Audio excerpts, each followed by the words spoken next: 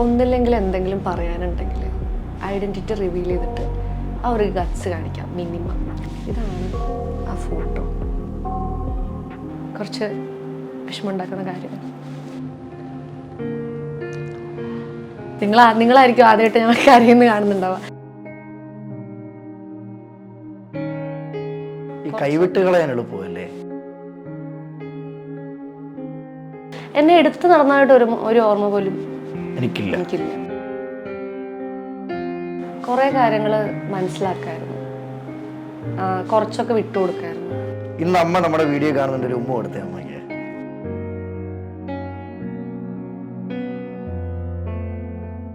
എല്ലാവർക്കും നമസ്കാരം, ഞാൻ അജിൻ വർഗീസ്. ഇന്നിനോടൊപ്പം ഉള്ളത് ഇൻഫ്ലുവൻസർ ആണ്, മോഡലാണ്, ആക്ട്രസ് ആണ്. എല്ലാവർക്കും എന്തോ ഈ വ്യക്തിയെ ഇഷ്ടമാണ്. സ്വാഗതം ചെയ്യാം ആഷിക. നമസ്കാരം. നമസ്കാരം. ഒത്തിരി സന്തോഷം കേട്ടോ, കാരണം ഈ വെച്ചടി കയറ്റം എന്ന് പറയുന്നത് പോലെ ഒരുപാട് കഷ്ടപ്പെട്ട് വന്നൊരു വ്യക്തിയല്ലേ. എവിടുന്നായിരുന്നു തുടക്കം ആഷികയുടെ? തുടക്കം എല്ലാവരും കളിയാക്കി പറയുന്ന പോലെ ടിക്ടോക്ക് എന്നായിരുന്നു. അതേ ഞാൻ തുടക്കം. ഭയങ്കര എന്താ പറയാ, ഒരു തരം എന്തോ മോശം കാര്യമായിട്ടുള്ള രീതിക്കാണ് ഞാൻ എപ്പോഴും പറഞ്ഞു കേട്ടിട്ടുള്ളത്. പക്ഷെ ടിക്ടോക്ക് എന്നായിരുന്നു തുടക്കം. ഞാൻ വളരെ അഭിമാനത്തോടു കൂടി. ആദ്യം വൈറലായ വീഡിയോ ഏതായിരുന്നു? അമ്മ എടുത്തുന്ന വീഡിയോ. അമ്മ അമ്മ നമ്മുടെ വീടിന്റെ മുന്നില് പുല്ലും ഒക്കെ ഭയങ്കര, അന്ന് മതിലൊന്നുമില്ല. അപ്പൊ റോഡിൽ നിന്ന് ഞങ്ങൾ ചുമ്മാ ഉച്ചയ്ക്കൊക്കെ വെറുതെ ഇരിക്കുന്ന സമയത്ത് കുറച്ച് വീഡിയോസ് എടുക്കുമായിരുന്നു. അതില് ഒരു സാരി എടുത്ത് നടന്നു വരുന്ന ഒരു വീഡിയോ ആയിരുന്നു. സാരിയാണ് സാർ എന്റെ മെയിൻ. സാരി എനിക്ക് ഭയങ്കര ഇഷ്ടമാണ്. അന്ന് തൊട്ടേ ഇഷ്ടമായിരുന്നു, ഇപ്പോഴും ഇഷ്ടമാണ്. അപ്പൊ ആ വീഡിയോ ഭയങ്കര. ഈ സാധാരണ രീതി ചില ആൾക്കാർക്ക് വീട്ടിൽ സമ്മതം കൊടുക്കത്തില്ലല്ലേ, ഇതിൽ അമ്മ തന്നെ ഫസ്റ്റ് വീഡിയോ എടുത്ത് തരുമെന്ന് പറയുമ്പോൾ അമ്മയാണ് ഫസ്റ്റ് എന്റെ വീഡിയോസ്. എന്റെ എല്ലാ വീഡിയോസിന്റെയും വീഡിയോഗ്രാഫർ അമ്മയാണ്. വേറെ ആരും എനിക്ക് ഫ്രണ്ട്സോ അല്ലെങ്കിൽ അങ്ങനെ, അതൊക്കെ പിന്നെ കോളേജിലൊക്കെ പോയ ശേഷമാണ് പിന്നെയും ഫ്രണ്ട്സൊക്കെ ഇച്ചിരി എന്തെങ്കിലുമൊക്കെ ഹെൽപ്പ് ചെയ്യാൻ തുടങ്ങിയത്. പക്ഷെ അമ്മ തന്നെയാണ്. എങ്കിലും ടിക്ടോക്കിലെ ആ വീഡിയോ റീച്ച് ആയതിനു ശേഷം പിന്നീട് അങ്ങോട്ട് എന്തുവായിരുന്നു? പിന്നീടാണ് ഷോർട്ട് ഫിലിം വന്നത്. പിന്നെ അടുത്ത സ്റ്റെപ്പ് ഷോർട്ട് ഫിലിം ആയിരുന്നു. അത് എനിക്കിപ്പോഴും ഓർമ്മയുണ്ട്. ആകർഷ് Ramakrishnan, he was my first director. അവനൊരു സ്റ്റുഡൻ്റ് ആയിരുന്നു അന്ന്. അവർ ഇലാഹിയ കോളേജിൽ വെച്ചിട്ടായിരുന്നു ഷൂട്ട്. അത് പേയ്മെൻ്റ് ഒന്നുമില്ല, വെറുതെ എൻ്റെ അടുത്ത് പറഞ്ഞു, അഷിങ്ങനെ ഷോർട്ട് ഫിലിം അഭിനയിക്കുമോ? അന്ന് എന്താ അഭിനയം എന്നും അറിയില്ല. അന്നും ഒരു ഐഡിയ, ഇന്ന് അറ്റ്ലീസ്റ്റ് കുറച്ച് കണ്ടൊരു എന്തെങ്കിലുമൊക്കെ അറിയാം. അന്ന് ഒന്നും അറിയില്ല. ഞാൻ പോണു, എനിക്ക് എന്താ ചെയ്യേണ്ടതെന്ന് അറിയില്ല, ഒന്നും അറിയില്ല. അന്ന് പറഞ്ഞു കുറച്ച് കോസ്റ്റ്യൂംസ് കയ്യിലെടുത്തോളാൻ പറഞ്ഞു. കോസ്റ്റ്യൂംസ് എടുത്തു, ചെന്നു, സ്റ്റേ അവർ അറേഞ്ച് ചെയ്തു. അവരെല്ലാവരും സ്റ്റുഡൻസ് ആയിരുന്നു. അപ്പൊ അന്ന് അഭിനയിച്ച് ക്യാമറയിൽ കണ്ടപ്പോൾ ഭയങ്കര സന്തോഷം തോന്നി. അതായിരുന്നു ക്യാമറയിലും സ്ക്രീനില് യൂട്യൂബിലൊക്കെ ഇട്ടിട്ട് വന്നപ്പോൾ കുറേ പേര് നല്ല അഭിപ്രായങ്ങളൊക്കെ പറഞ്ഞപ്പോൾ ഭയങ്കര സന്തോഷം തോന്നി. അതിലാണ് ഞാൻ ആദ്യമായിട്ട് ക്യാമറയിൽ സ്ലോ മോഷനിൽ വാക്ക് കണ്ടത്. ആ സോങ്ങിന് സ്റ്റാർട്ടിങ്ങിലായിരുന്നു. അതില് ഭയങ്കര മൊമെന്റ് ആയിരുന്നു. എന്നെ രണ്ടുപേർ തിരിച്ചറിയണം, എനിക്കൊരു പൊസിഷനിൽ എത്തണം എന്നൊരാഗ്രഹം വന്നത് എപ്പോഴാണ്? എനിക്കങ്ങനെ രണ്ടുപേര് തിരിച്ചറിയണം അല്ലെങ്കിൽ അങ്ങനെ ഒരു സംഭവം ഒന്നും ഉണ്ടായില്ല. എല്ലാവരും റെക്കഗ്നൈസ് ചെയ്യുമ്പോൾ സന്തോഷം. ഇപ്പോഴും അതേ പുറത്തൊക്കെ പോകുമ്പോൾ ഭയങ്കര സന്തോഷമാണ്. ഇല്ല, പക്ഷെ അന്ന് അങ്ങനെ റെക്കഗ്നൈസ് ചെയ്യണം, ഫെയിം ആവണം, അങ്ങനെ കുറെ പൈസ കിട്ടണം, അങ്ങനെയൊന്നുമില്ല. എനിക്കെന്തോ അഭിനയിക്കാൻ ഭയങ്കര ഒരു ആഗ്രഹമായിരുന്നു. പക്ഷെ പഠിത്തത്തിൽ ഉഴപ്പിയാന്ന് ഞങ്ങൾ കേട്ടിട്ടുണ്ട്. പഠിത്തത്തിൽ ഉഴപ്പിയും ഡാൻസിൽ നല്ല മികവും കാണിക്കുന്ന ഒരു വ്യക്തിയാണ്. ഞാൻ CBSE ഡിസ്ട്രിക്ട് ടോപ്പറാണ്. ആണല്ലേ? ഞാൻ 10th ടോപ്പറാണ്, +2 ടോപ്പറാണ്. എൻ്റെ യൂണിവേഴ്സിറ്റി 2nd ടോപ്പറാണ്, അമൃത യൂണിവേഴ്സിറ്റി. പഠിത്തത്തിൽ ഒരിക്കലും ഉഴപ്പിയിട്ടില്ല. അപ്പം പഠിത്തത്തോടൊപ്പം തന്നെ നമ്മൾ ഇതും കൊണ്ടുപോകും. പഠിത്തത്തിൽ ഉഴപ്പിയെന്ന് എൻ്റെ അമ്മ എന്നെ കൊല്ലും. അമ്മ ടീച്ചറാണ്. എനിക്ക് പഠിക്കാൻ വലിയ ഇഷ്ടമായിരുന്നു. അപ്പോൾ പഠിത്തം ഒരു സൈഡിൽ, മാത്സിലാണ് 0 ആയിരുന്നു. പക്ഷെ ബാക്കി എല്ലാ സബ്ജക്ട്സും ഭയങ്കര ഇഷ്ടമാണ്. ഇംഗ്ലീഷ് സ്പെഷ്യലി ഭയങ്കര ഇഷ്ടമായിരുന്നു. അതുകൊണ്ട് തന്നെ ഇംഗ്ലീഷ് സ്പെഷ്യലൈസ് ചെയ്തു. ഗ്രാജുവേഷൻ ഇംഗ്ലീഷ് ആയിരുന്നു. ഇപ്പൊ എല്ലാ അമ്മമാർക്കും ഒരു ആഗ്രഹം കാണുമല്ലോ, എന്റെ മോള് ഇന്നതാവണം, എന്റെ മോൻ ഇന്നതാവണം. അതുപോലെ അമ്മയ്ക്ക് ആഗ്രഹം ഉണ്ടായിരുന്നു? അമ്മയ്ക്ക് എന്നെ IAS എഴുതിക്കണം എന്നായിരുന്നു. ഇവിടുന്ന് പറപ്പിക്കണം. അമ്മയ്ക്ക് എന്താ വെച്ചാൽ അമ്മ പറയും, നീ ഏബിളാണ്, നിനക്ക് പറ്റും, നീ അത് ചെയ്യാം. അമ്മയ്ക്ക് ഭയങ്കര വലിയ ആഗ്രഹങ്ങളായിരുന്നു, എല്ലാ അമ്മമാരെയും പോലെ IAS. പക്ഷെ അത് ഇല്ലാന്ന് വെച്ചിട്ട് അമ്മയ്ക്ക് നിരാശയൊന്നുമില്ല. എന്നെ പ്രഷർ ചെയ്തിട്ടൊന്നുമില്ല. എൻ്റെ അടുത്ത് പറഞ്ഞു, നീ ട്രൈ ചെയ്യ് എന്നേ പറയൂ, നീ ശ്രമിക്ക്, അത്രേ പറയുള്ളൂ. പക്ഷെ IAS എഴുതിക്കണം എന്നായിരുന്നു ഭയങ്കര. ഇന്ന് ഇവിടം വരെയൊക്കെ എത്തുമെന്ന് എപ്പോഴെങ്കിലും ചിന്തിച്ചായിരുന്നോ? ചിന്തിച്ചില്ല. ഒരിക്കലും ഇല്ല. ഇപ്പൊ നമ്മളൊരു സ്റ്റാർ വാലിയിലോട്ടൊക്കെ എത്തുന്ന സമയത്ത് കൂടെ നിൽക്കുന്ന ഫ്രണ്ട്സ് പറയും നിനക്ക് വേറെ പണിയൊന്നുമില്ലേടി ഇങ്ങനെ സാരി കൊടുത്ത് നടക്കുക. ഒരുപാട് അവനങ്ങൾ കിട്ടിയിട്ടുണ്ട്. ഉണ്ട്. അത് ഇപ്പോഴില്ല. തുടക്ക സമയത്ത് അതെന്തൊക്കെയായിരുന്നു ആൾക്കാർ പറഞ്ഞുകൊണ്ടിരുന്നത്? എൻ്റെ അടുത്ത് ഫസ്റ്റ് വീട്ടിൽ നിന്നാവുമ്പോൾ അവരാരും മീഡിയ ബാക്ക്ഗ്രൗണ്ട് ഉള്ളവരോ അല്ലെങ്കിൽ ഇതെന്താന്ന് പോലും അറിയുന്ന ആൾക്കാരല്ല അവിടെ ആരും. പിന്നെ എൻ്റെ നാടെന്ന് പറയുന്നത് ഭയങ്കര ഒരു ഗ്രാമമാണ്, കുഗ്രാമമാണ്. അവിടെ ജീൻസും ടോപ്പും ഇട്ട് നടക്കുന്ന പെമ്പിളരെ തന്നെ ഇങ്ങനെ ഇവിടെ പോക്കത്ര ശരിയല്ല അങ്ങനെ നോക്കുന്ന, അത് അവർ തെറ്റായിട്ട് മോശമായിട്ട് പറയല്ല കേട്ടോ. ഭയങ്കര ഭംഗിയുള്ള സ്ഥലമാണ്, ഭയങ്കര പ്രകൃതി രമണീയത എന്നൊക്കെ പറയില്ലേ. ഒരു പക്ഷെ അവരെ കൊച്ചി കൊണ്ടുവന്ന് ഒരു മാസം നിർത്തുമ്പോൾ അവർക്ക് മനസ്സിലാവും ചിലപ്പോ പുറത്ത് ഇങ്ങനെ ആണ് അല്ലെങ്കിൽ ഇതിലൊന്നും ഒരു മോശം അല്ല എന്നുള്ളത് ചിലപ്പോൾ അവർക്ക് മനസ്സിലാവുമായിരിക്കും. പക്ഷെ അവിടെയുള്ള ആൾക്കാർക്ക് ഒരു പ്രത്യേകത ഒരു രീതിയുണ്ട്. ആമ്പിളോട് സംസാരിച്ചു കഴിഞ്ഞാൽ അത് മോശമാണെന്ന് വിചാരിക്കുന്ന ആൾക്കാരാണ്. അപ്പം അതുപോലെ ആരെങ്കിലും ഇപ്പോൾ ആ സമയത്ത് വരിക, അത് പണ്ടൊക്കെ 6 മണിയാകുമ്പോൾ വീട്ടിൽ കയറിക്കോണം, 8 മണിക്ക് എന്നെ പുറത്ത് കണ്ടു കഴിഞ്ഞാല് അപ്പൊ എന്റെ ടീച്ചറുടെ മകളെന്നാണ് എനിക്ക് ഐഡന്റിറ്റി, അല്ലാതെ എനിക്ക് സ്വന്തമായിട്ടൊരു ഐഡന്റിറ്റി. അപ്പൊ ഈ ടീച്ചറിന്റെ മകളാന്ന് പറയുമ്പോൾ സ്ട്രിക്റ്റ് കൂടുതലായിരിക്കും, അമ്മയ്ക്കല്ല നാട്ടുകാർക്ക്. അതെ, അവർക്കെന്ന് വെച്ചാല് ടീച്ചറുടെ മോളാ. അപ്പൊ ഞാൻ എന്നെ പുറത്തെവിടെയും കാണാൻ പോലും അവർക്ക് ആർക്കും കിട്ടാറില്ല. +2 വരയ്ക്കും പുറത്തെവിടേക്കും പോവാറില്ല. +2 അനിയൻ ഉണ്ടായ ശേഷമാണ് ഒന്ന് പുറത്തേക്ക് എവിടേക്കെങ്കിലും ഒന്ന് ഇറങ്ങാം എന്നുള്ളൊരു ഇത് വന്നത്. അപ്പോഴും ഈ രാത്രി സമയത്തൊക്കെ കുറച്ച് ഈ ഷൂട്ട് തുടങ്ങിയ ശേഷം എപ്പോഴെങ്കിലും കൊച്ചിയിൽ നിന്ന് ഞാൻ എപ്പോൾ തിരിച്ചെത്താനാ വീട്ടിൽ. എൻ്റെ വീട് ഇരിക്കുന്നത് എടപ്പാളിൽ നിന്ന് ഒരു 8 കിലോമീറ്റർ, പാലക്കാട് ജില്ലയിൽ അടുത്താണ് ഇരിക്കുന്നത്. അപ്പോൾ ഇവിടെ നിന്ന് ഒരു 3-3.5 മണിക്കൂറുണ്ട് എറണാകുളത്ത് നിന്ന് ട്രാവൽ. അപ്പം ഞാനൊക്കെ ഒരുപാട് ലേറ്റ് ആയിട്ടാണ് ഷൂട്ട് കഴിഞ്ഞിട്ട് വീട്ടിൽ പോവാറ്. അമ്മയ്ക്ക് ഭയങ്കര പേടിയും ടെൻഷനൊക്കെ ഉണ്ടായിരുന്നു. പക്ഷെ അതിനേക്കാളും കൂടുതൽ ഇത് നാട്ടുകാർക്കായിരുന്നു. അത് പക്ഷെ എൻ്റെ അമ്മയ്ക്ക് ഒരു വിശ്വാസമുണ്ട്, എൻ്റെ മോൾ ഇവിടെ പോലും പിടിച്ചു നിൽക്കും. അമ്മയ്ക്ക് അന്നും ഉണ്ട് ഇന്നും ഉണ്ട് ആ വിശ്വാസം. ദൈവം സഹായിച്ച് ഇതുവരെയ്ക്കും ഞാൻ. പക്ഷെ ആ വിഷമം നാട്ടുകാർക്കുണ്ടല്ലേ, ഭയങ്കര സങ്കടമായിരുന്നു. പക്ഷെ പിന്നീട് ഇങ്ങനെ അഡ്വർടൈസ്മെന്റ്സും കാര്യങ്ങളൊക്കെ അവരെന്നെ TV കാണാൻ തുടങ്ങിയപ്പോൾ അവർക്ക് മനസ്സിലായി ഓക്കെ അപ്പോൾ അടിപൊളിയാണ്. അപ്പൊ ഇപ്പൊ ഭയങ്കര അംഗീകാരമാണ്, എല്ലാവരും ഭയങ്കരമായിട്ട് അപ്രിഷിയേറ്റ് ചെയ്യുന്നു. എല്ലാവരും ഞാൻ ഇടുന്ന പോസ്റ്റുകളും നമ്മൾ ഒക്കെ ഷെയർ ചെയ്യുന്നു. ഗ്രൂപ്പിലൊക്കെ ഭയങ്കര സന്തോഷം തോന്നി. നാട്ടിലൊരു ഗ്രൂപ്പിലൊക്കെ എന്നെ അപ്രിഷിയേറ്റ് ചെയ്തൊരു മെസ്സേജൊക്കെ അമ്മ എനിക്ക് കാണിച്ചു തന്നായിരുന്നു. ഭയങ്കര സന്തോഷം തോന്നി. കളിയാക്കിയവരെ കൊണ്ട് തന്നെ കൈയടിപ്പിച്ചു. ഓഫ് കോഴ്സ് അതെ, ഭയങ്കര വിമർശനങ്ങളായിരുന്നു. എന്താണ് അങ്ങനെയാണ് ഇങ്ങനെയാണ്, ഡ്രസ്സിങ് രീതിയെ കുറിച്ചും ഒക്കെ ഭയങ്കര സംസാരമായിരുന്നു. ഇപ്പൊ ആരും കാണാനില്ല. ഈ വളർന്നു വരുന്ന സമയത്ത് ഏറ്റവും കൂടുതൽ വിഷമം ഉണ്ടാക്കിയ ഒരു കഥ എന്തുമായിരിക്കും? അതായത് ഇപ്പൊ കമന്റ്സുകൾ വരുമല്ലോ, നമ്മുടെ കൂടെ നിൽക്കുന്നവർ തന്നെ നമ്മളെ കുറ്റം പറയുമ്പോൾ നമ്മൾ സഹിക്കത്തില്ലല്ലേ, ബാക്കി ആര് പറഞ്ഞ വലിയ മൈൻഡ്. അങ്ങനെ ഏറ്റവും ഉണ്ടായ ഒരു വിഷമം എന്തുവരും ഒരു കമന്റിലാണെങ്കിൽ പോലും? ഇല്ല, കമന്റ്സിലൊന്നും എനിക്ക് അങ്ങനെ വിഷമം തോന്നിയിട്ടില്ല. എനിക്ക് എന്നാലും കൂടെ നിൽക്കുന്ന സമയത്ത് ആളുകൾ പറഞ്ഞു നിന്നെ കൊണ്ടൊന്നും പറ്റിയ പണിയല്ല. അച്ഛൻ പറഞ്ഞിട്ടുണ്ട്. അച്ഛനാണ് ആകെ എൻ്റെ ലൈഫിൽ എന്നെ മാക്സിമം ബാക്കിലോട്ട് വലിക്കണം എന്നുള്ളൊരു ഇതിൽ എനിക്ക് ഫീൽ ചെയ്തിട്ടുള്ളത്. മേ ബി അച്ഛനത് മനഃപൂർവ്വം ചെയ്യുന്നതായിരിക്കില്ല. എനിക്ക് പഠിക്കാൻ, ഞാൻ പറഞ്ഞില്ലേ, ഞാൻ +2 നല്ല മാർക്കുണ്ടായിരുന്നു. അപ്പം അമ്മയ്ക്ക് ഭയങ്കര ആഗ്രഹമായിരുന്നു നല്ലൊരു കോളേജിൽ ജോയിൻ ചെയ്യിപ്പിക്കണം. അപ്പോൾ അമൃതയിൽ അഡ്മിഷൻ കിട്ടി. ഫീസൊക്കെ ഭയങ്കര, ഇപ്പോഴും നോക്കിയ ഫീസ് സ്ട്രക്ചറൊക്കെ ഭയങ്കര വലുതാണ്. അപ്പോൾ നമുക്ക് അഫോർഡബിൾ ആയിട്ടുള്ളൊരു ലെവലല്ലായിരുന്നു ആ ഫീസ് സ്ട്രക്ചർ. പക്ഷെ എനിക്കാണെങ്കിൽ ഭയങ്കര ആഗ്രഹവും ആയിപ്പോയി പഠിക്കണം. ഇൻഫ്രയൊക്കെ കണ്ടു കഴിഞ്ഞാൽ ഇങ്ങനെ വാവ്, അത്ര അടിപൊളി കോളേജായിരുന്നു. പിന്നെ അവിടുത്തെ സർട്ടിഫിക്കേഷൻ ഭയങ്കര നല്ലതാണ്. അപ്പോൾ എല്ലാവരും പറഞ്ഞു അമൃത. അപ്പം അമ്മയ്ക്കും അതെ ഭയങ്കര. അപ്പം അമ്മ എന്നോട് പറഞ്ഞു നീ അച്ഛനോടൊന്ന് സംസാരിച്ച് നോക്ക്, നമുക്ക് എന്തെങ്കിലും അച്ഛനും കൂടി ഒന്ന് സഹകരിക്കുകയാണെങ്കിൽ നമുക്ക് കുറച്ചുകൂടി എളുപ്പമായിരുന്നു. അപ്പം അച്ഛനോട് ഞാൻ സംസാരിച്ചപ്പോൾ അമ്മ സംസാരിച്ചപ്പോൾ അച്ഛൻ പറഞ്ഞു ആദ്യം അവളെ വല്ല പാരലൽ കോളേജിൽ വിട്ട് പഠിപ്പിക്കും, പിന്നെ കോളേജിലാണോ വിടുന്നതെന്ന് വെച്ചു.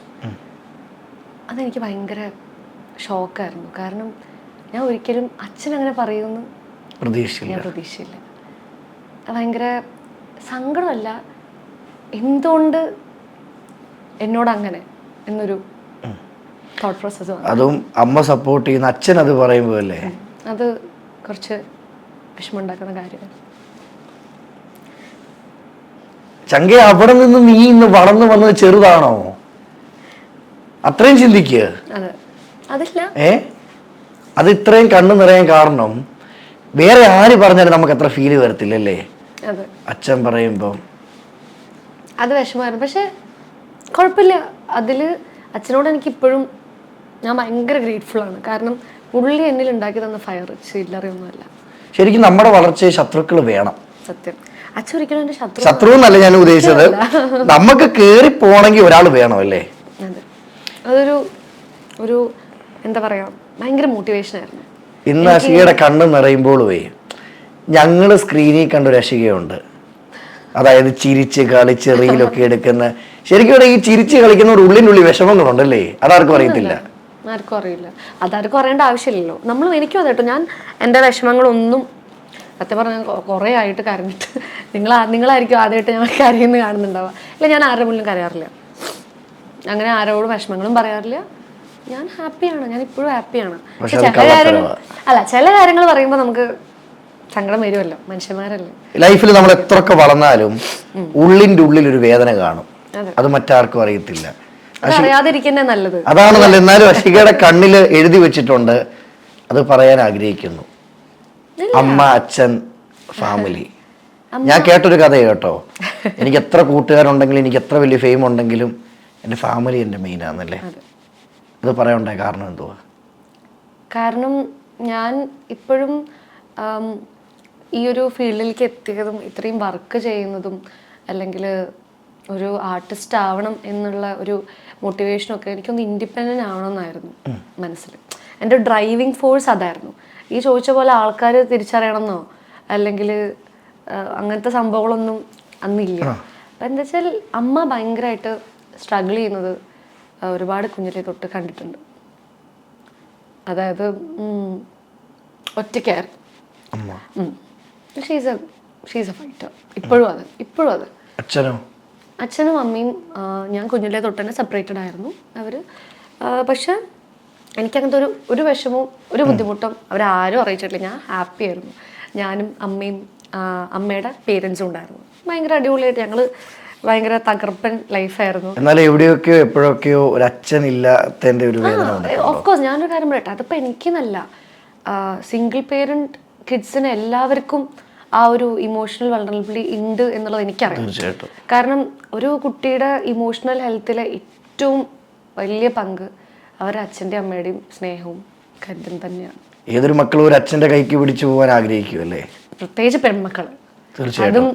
അത് ഒരു ആൺകുട്ടിയാണെങ്കിൽ എനിക്ക് തോന്നുന്നു എൻ്റെ അനിയൻ അമ്മയോട് ഭയങ്കര അറ്റാച്ച്ഡാണ്.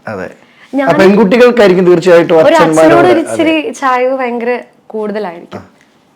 പക്ഷെ എനിക്ക് അത് അറിയാത്തൊരു പ്രായം വരയ്ക്കും എനിക്കൊരു കുഴപ്പമുണ്ടായിരുന്നില്ല. പക്ഷെ എനിക്ക് അച്ഛൻ്റെ ഒരു കുറവ് പറഞ്ഞിട്ടില്ല. കാരണം അമ്മയുടെ അച്ഛൻ അവിടെ വലിയൊരു സപ്പോർട്ടായിട്ട് അവിടെ ഉണ്ട്. അച്ഛൻ്റെ നെഞ്ചത്ത് കിടന്നേ ഉറങ്ങുള്ളൂ. അച്ഛൻ വേണം ഭക്ഷണം കഴിക്കാൻ, എണീക്കണമെങ്കിൽ അച്ഛൻ വേണം, പുറത്തു പോകണമെങ്കിൽ അച്ഛൻ, എല്ലാം അച്ഛനായിരുന്നു കംപ്ലീറ്റ്. അപ്പോൾ ഇവരുടെ ഇടയിൽ പ്രശ്നങ്ങളുള്ളപ്പോഴും ഫാമിലീസിനിടയിൽ പ്രശ്നങ്ങളുള്ളപ്പോഴും എന്നെ അതൊന്നും ബാധിച്ചിട്ടില്ല. ഞാൻ ഭയങ്കര കുഞ്ഞായിരുന്നു. ഞാൻ അച്ഛനെ ആദ്യമായിട്ട് കാണുന്നത് എനിക്ക് തോന്നുന്നത് ഒരു 1.5 വയസ്സോ ഒക്കെ ഉള്ളപ്പോഴായിരിക്കും. എനിക്ക് ഓർമ്മയില്ല. പറഞ്ഞു കേട്ടിട്ടുണ്ട് ഇങ്ങനെ വയ്യാതായപ്പോൾ വന്നു. എനിക്ക് പനിച്ച് കിടക്കുന്ന സമയത്ത് ഇങ്ങനെ എല്ലാവരും കൂടി പറഞ്ഞപ്പോൾ അച്ഛൻ വന്നായിരുന്നു. അന്ന് അച്ഛൻ എനിക്കൊരു ഗിഫ്റ്റ് മേടിച്ചു തന്നായിരുന്നു. ഒരു ABCD മറ്റേ Z വരയ്ക്കും, A for ആപ്പിൾ, മറ്റേ അത് ഇപ്പോഴും എൻ്റെ കയ്യിലുണ്ട്. അതിപ്പോഴും ഞാൻ കളഞ്ഞിട്ടില്ല. അന്നാണ് അച്ഛനെ അവസാനമായിട്ട് കാണുന്നത്? അല്ല, അന്നാണ് ആദ്യമായിട്ട് ഞാൻ കാണുന്നത്. എൻ്റെ ഓർമ്മ വെച്ച് ഞാൻ അച്ഛനെ ആദ്യമായിട്ട് കാണുന്നത് അപ്പോഴാണ്. അപ്പൊ അതിനുശേഷം ഒന്ന് കോംപ്രമൈസ് ഒക്കെ ഇവർ ഒരുമിച്ചായിരുന്നു. ഞങ്ങളെല്ലാവരും ഒരുമിച്ചുണ്ടായിരുന്നു. അച്ഛൻ ദുബായിലാണ് വർക്ക് ചെയ്തിരുന്നത്. ലീവിന് നാട്ടിലേക്ക് വരും. അപ്പോൾ വരുമ്പോൾ കാണും. അപ്പൊ അച്ഛനൊക്കെ കാണാൻ ഭയങ്കര കൊതിയായിരുന്നു. എനിക്ക് എന്തെങ്കിലും കൊണ്ടുവരും. കൊണ്ടുവരുന്നതിനേക്കാൾ ഉപരി സത്യം പറഞ്ഞാൽ അച്ഛൻ ഇന്നത് കൊണ്ടുവരുന്നുള്ളൊരു സാധനം അന്നില്ല. അന്ന് എന്താ വെച്ചാൽ അച്ഛനോട് സംസാരിക്കണം, എന്താ പറയാ, അച്ഛനെ കൂടുതൽ അറിയാനുള്ളൊരു ആഗ്രഹമായിരുന്നു. പക്ഷെ അച്ഛൻ എന്നോട് അപ്പോഴും ഒരു എന്താ അറിയില്ല, മേ ബി ചെറുപ്പത്തിൽ എൻ്റെ കൂടെ ഇല്ലാത്തതുകൊണ്ടായിരിക്കാം ഭയങ്കര അകൽച്ചയുണ്ടായിരുന്നു. എപ്പോഴും എന്നെ എടുത്ത് നടന്നതായിട്ട് ഒരു ഓർമ്മ പോലും എനിക്കില്ല. അങ്ങനെ എന്നെ എടുത്ത് നടക്കുകയോ. ഈ അകൽച്ച ഏറ്റവും കൂടുതൽ ഫീൽ ചെയ്തൊരു നിമിഷം എപ്പോഴായിരുന്നു? കോളേജ് പോകുമ്പോഴാണ് എനിക്ക് കാരണം എല്ലാ ഫ്രണ്ട്സും വീക്കെൻഡ് ആകുമ്പോൾ വീട്ടിലോട്ട് പോകും. അപ്പോൾ എല്ലാവരുടെയും അച്ഛൻ വരും, അമ്മമാർ വരും. എൻ്റെ അമ്മ ടീച്ചറാണ്. അപ്പോൾ അമ്മയ്ക്ക് ആകെ കിട്ടുന്ന ലീവ്. എന്നാലും അമ്മ പാവം ആ ഒരു ലീവുള്ള ദിവസവും കോയമ്പത്തൂർക്ക് വരും, അനിയനെയും കൂട്ടി ചില ദിവസം അനിയനെ കൂട്ടി വരും. അപ്പോൾ എന്തൊക്കെ പറഞ്ഞാലും ആ ഒരു ഒരു എവിടേക്കൊക്കെ ഒരു വോയിഡ് ഭയങ്കരമായിട്ട് ഫീൽ ചെയ്തിരുന്നു. പിന്നെ എന്താ വെച്ചാൽ എല്ലാ മക്കളും ഇപ്പം പ്രത്യേകിച്ച് പെൺകുട്ടികൾ ഒരു ആൺകുട്ടീനെ അറിയുന്നത് ഫസ്റ്റ് അച്ഛനിലൂടെ ആയിരിക്കും. തീർച്ചയായിട്ടും എനിക്കങ്ങനെ അറിയാനൊരു സ്കോപ്പ് ഉണ്ടായില്ല. ഒരു എങ്ങനെ ആയിരിക്കും ഒരു ആൺകുട്ടി, അല്ലെങ്കിൽ എന്തായിരിക്കും അവരുടെ ഇമോഷണൽ യുനോ ആ ഒരു പെർസ്പെക്റ്റീവ് എനിക്ക് ഒട്ടും അറിയില്ല. ഞാനൊരു 7th പഠിക്കുമ്പോഴേ അച്ഛൻ മരിച്ചു. പിന്നെ ഞാനും അമ്മയും അമ്മമ്മയും മാത്രമാണ് ലോകം. പിന്നെ അനിയൻ ഉണ്ടാവുന്നതൊക്കെ പിന്നെ ഞാൻ +1 ഒക്കെ ആയി, അച്ഛനും അമ്മയും കൂടി ഒന്ന് കോംപ്രമൈസ് ഒക്കെ ആയി, നോക്കിയായി എന്ന് ഞാൻ വിചാരിക്കുമ്പോഴാണ് പിന്നീട് അനിയൻ വരുന്നു. അതൊരു വേറെ ട്വിസ്റ്റായിരുന്നു. അപ്പോഴത്തേക്കും ഓക്കെ ആവും, നല്ല രീതിയാവും എന്നൊക്കെ പ്രതീക്ഷിച്ചിരിക്കുമ്പോൾ പിന്നെയും അപ്പോഴും എൻ്റെ സ്റ്റേറ്റ് സെയിം തന്നെയാണ്. അവിടം തൊട്ട് ഇവിടം വരയ്ക്കും എനിക്ക് ആ ഒരു സംഭവം വലിയ വ്യത്യാസമൊന്നുമില്ല. അപ്പം ആ ഒരു സ്പേസിലൊക്കെ എനിക്ക് ഭയങ്കരമായിട്ട് തോന്നിയിട്ടുണ്ട്, അയ്യോ അച്ഛനുണ്ടായിരുന്നെങ്കിൽ നല്ലതായിരുന്നു, കുറച്ചും കൂടി കൂടെ നിൽക്കാൻ. അച്ഛൻ വേണമെന്നില്ല, എനിക്ക് മുതിർന്നൊരു ആൺകുട്ടി ഉണ്ടായിരുന്നെങ്കിൽ പോലും ചേട്ടച്ചാറായിട്ട് ഒരാൾ ഉണ്ടായിരുന്നെങ്കിൽ പോലും നന്നായിരുന്നു. കസിൻസ് ഉണ്ട്, ഫാമിലി റിലേറ്റീവ് എല്ലാവരും ഉണ്ട്. പക്ഷെ എന്നാലും എങ്കിൽ പോലും നമുക്ക് ഒരു സെൻസ് ഓഫ് ഒരു സെക്യൂരിറ്റി എന്ന് പറയുന്നത് ഒരു തണൽ എപ്പോഴും അത് സീക്ക് ചെയ്തിരുന്നു. ഇപ്പോഴല്ല കേട്ടോ, ഇപ്പോൾ എൻറ്റയർലി ആ ഒരു ചിന്താഗതിയൊക്കെ മേ ബി ആ ഒരു അങ്ങനെയാണല്ലോ. കുറേ നിലവിൽ അമ്മയുണ്ട്, അമ്മമ്മയുണ്ട്, അനിയനുണ്ട്, ഹാപ്പി പോകുന്നു, സുഖമായി പോകുന്നു. അച്ഛൻ കാണുന്നുണ്ടെങ്കിൽ എന്തോ അച്ഛനോട് ഈ നിമിഷം ക്യാമറ നോക്കി പറയാനുള്ളേ? കുറേ കാര്യങ്ങൾ മനസ്സിലാക്കായിരുന്നു, കുറച്ചൊക്കെ വിട്ടുകൊടുക്കായിരുന്നു. ഈ കൈവിട്ടുകളയാൻ എളുപ്പമല്ലേ? വിട്ടുകളയെന്താ ഇതിങ്ങനെ പറഞ്ഞു തിരിച്ചു പിടിക്കാൻ ചില കാര്യങ്ങൾ എപ്പോഴും അങ്ങനെയാണ്. അത് എനിക്കും ചേട്ടനും ഇവിടെയുള്ള എല്ലാവർക്കും അങ്ങനെയാണ്. പല കാര്യങ്ങളും നോ പറയാൻ എന്ന് പറയുമ്പോൾ പറ്റും. പക്ഷെ ആ നോ പറഞ്ഞു പോയ ശേഷം അയ്യോ പോയല്ലോ എന്ന് പറഞ്ഞ് ആലോചിച്ചിട്ട് ഒരു പക്ഷെ ഒന്ന് ഇരുന്ന് സംസാരിച്ചിരുന്നെങ്കിൽ തീരാവുന്ന ഒരുപാട് ശ്രമിച്ചിരുന്നു. പക്ഷെ എനിക്ക് അമ്മയാണ് റോൾ മോഡൽ ഞാൻ പലപ്പോഴും പറയുന്നതിൻ്റെ റീസൺ അതാണ്. കാരണം എത്രയൊക്കെ ഇപ്പോൾ അച്ഛൻ്റെ ഭാഗത്തുനിന്നും അവരുടെ ഫാമിലിയുടെ ഭാഗത്തുനിന്നും ഒക്കെ പ്രശ്നങ്ങളും ബുദ്ധിമുട്ടുകളും ഹരാസിങ്ങും ഒറ്റപ്പെടുത്തലും ഒക്കെ ഉണ്ടായപ്പോൾ പോലും അമ്മ ആക്ച്വലി അമ്മയുടെ കല്യാണം കഴിയുന്നത് 19 വയസ്സിലാണ്. അമ്മയുടെ അന്ന് 3rd ഇയർ പഠിക്കുമ്പോൾ അമ്മമ്മ പറഞ്ഞു കേട്ടിട്ടുണ്ട്, അമ്മ എന്നെ ക്യാരിങ് ആയിരുന്നു. അതായത് കോളേജിൽ സർട്ടിഫിക്കേഷന് പോകുന്ന സമയത്ത് ഞാൻ ഉണ്ട് ആക്ച്വലി അമ്മയ്ക്ക്. അപ്പോൾ അത്രയും കുഞ്ഞായിരുന്നു. അപ്പം അച്ഛൻ ആർമിയിലായിരുന്നു, അമ്മമ്മ ഹൗസ് വൈഫാണ്, ചെന്നൈയിലാണ് അമ്മ കംപ്ലീറ്റ്ലി ജനിച്ചതും വളർന്നതും പഠിച്ചതും ഒക്കെ.